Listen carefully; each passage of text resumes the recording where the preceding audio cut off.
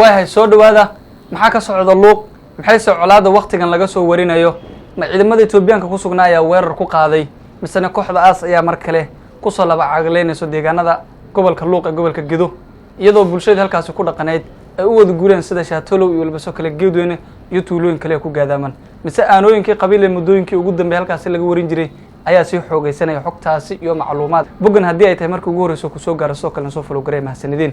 magaalada Luuq ee gobolka Gedo shalay maanta waxa ka socda xiisad kala guur ah iyadoo muddooyinkii ugu dambeeyay halkaas ay ka jireen dhibaatooyin kala duwan ama beelo ay isku haystaan dadka ku dhaqan deegaanadaasi sidoo kale xogta rasmiga aan helayno ayaa sheegaya in bulshada ku dhaqaneed magaalada Luuq ee gobolka Gedo ee loo yaqaan jasiirada kooban ee halka albaab iska lahayd ayaa waqtigan waxa ka socda kala guur aad u weyn iyadoo markaas ciidamada xoogga dalka Soomaaliyeed halkaas ku suganna ay isu geynayaan bulshada ama ay ka shaqeynayaan nabad halka bulshaduna ay si weyn markaas caqabado ugu kulmeen gudaha magaalada maadaama laga cabsi qabo in mar kale dagaal halkaas uu ka qarxo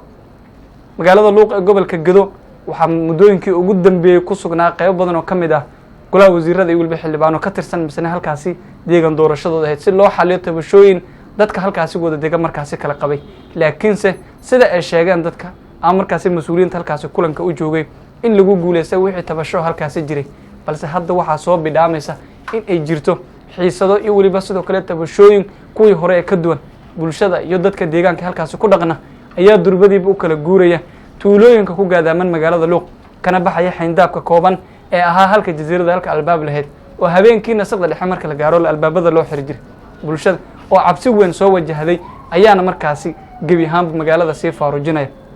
dukaamaha waaweyn ee magaalada Luuq ee lagu yaqiinay dhammaantood inta ugu badan maanta waa ay xiran yihiin shalayna sidoo kale waa ay xirnaayeen halka bulshada halkaas ku dhaqan misan ay ku ganacsanaysay ama ganacsiga yaryar ay ku lahaayeen iyaguna markaasi ay ka guureen magaalada Luuq ee gobolka Gedo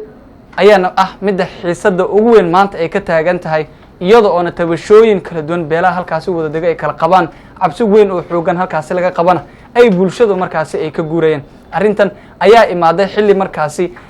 tabashooyinka muddooyinkii ugu dambeeyay aad ay u soo laalaabteen iyadoo caqabadi ay ku noqotay bulshada halkaasi ku dhaqan Luuq ciidamada Itoobiyaan ayaa joogay sidoo kale aagageeda waxa inta badan looga cabsi qabay in kooxdaas ay weerar soo qaado laakiinse xindaabka culus ay u sameeyeen ciidamada halkaasi ku sugan ayaa mid si weyn markaasi amnigeeda ay ugu markaasi ugu naaloodaan dadka ku dhaqan halkaas laakiin hadda waxa ka jirta xiisad dagaal beeleedyo kuwa oo markaasi horinaya kicin weyn ku haya bulshada ee halkaasi ku dhaqan dadka xoolo dhaqatada ee ku dhaqana aagaga magaalada Luuq ayaa sidoo kale iyaguna cabsi weyn soo wajahday iyagoo markaasi gabi ahaanba aaga Luuq laga baxay ilo xog ogaal oo aan markaasi ka war helnay ayaa noo sheegay in shalay ilaa iyo maanta ay si weyn markaasi dadku ugu guurayaan magaalada ee halkaasina la isku hadleen kareenin in markaasi la sii deganaado maadaama si weyn looga cabsi qabo in markaasi dagaal culus halkaas uu ka sii qarxo sidii muddooyinkii hore la soo dhaafay mise bishiina soo dhaaftay halkaas uu qarxaday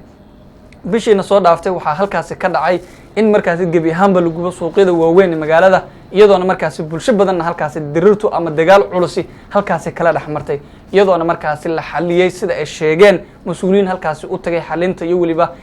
kala dhaxdhaxaadinta tabashooyinka dadka halkaas wada degay kala qabeen laakiinse mar kale ayaa looga cabsi qabaa in xaaladii darad lagu guuleystay la sheegay in markaasi guul laga gaaray hadda ay dib u loosanto maadaama dadkii halkaas ku deganaayeen dhammaantoodba maanta barakaciyaal ay ku yihiin magaalada Doolow ee gobolka Gedo balad xaawa sidoo kale iyo waliba tuulooyinka kale Shaatolow Luuq oo halkaasina inta badan kooxda aas ay ku dhuumalaysanayeen haddaba macluumaadkan iyo macluumaad kale oo cajiib ah ee nagu soo kordhay dib ayaan idin kala wadaagi doonaa